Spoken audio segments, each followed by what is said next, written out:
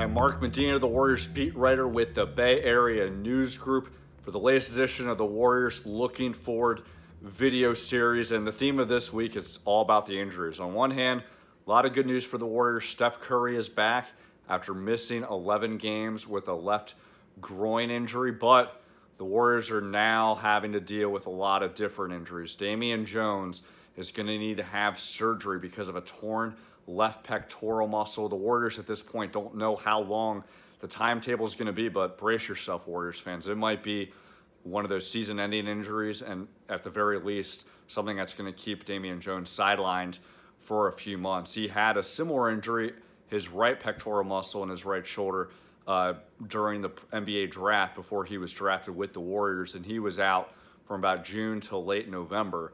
So this leaves the Warriors in a very precarious position because they don't have a lot of center options. All they really have right now is Jordan Bell, second-year forward, Kevon Looney, fourth-year forward, and they've been going through some growing pains in navigating a bigger role this season. They're going to bring Marcus Derrickson from the G League to give some reinforcements, but the reality is the Warriors are still waiting on DeMarcus Cousins. He's been cleared for 5-on-5 full contact drills, but a left Achilles tendon injury is still a pretty serious injury, and he has a ways to go before he's going to come back. Draymond Green, very interesting. He told a few of us, including myself, that he still felt pretty optimistic he would return at some point at the end of this trip, but Steve Kerr just said after practice on Sunday that's very unlikely.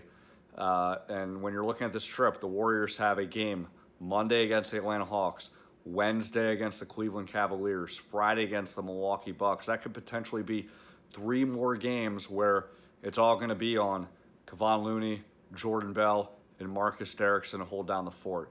But hey, if you're going to look on the bright side, they do have this guy named Steph Curry who's back in the lineup, and I think the overwhelming sentiment is that whatever rust he showed in his return in Saturday's loss against the Pistons, that's going to go away, pretty quickly. But that's why they play the games, and that's why we cover the Warriors. So be sure to check out all the coverage at the Mercury News website, East Bay Times website. Subscribe to the Warriors HQ Warriors newsletter to hit your inbox every day. Go to the Warriors HQ podcast on iTunes. And of course, continue to watch the Warriors Looking Forward video series.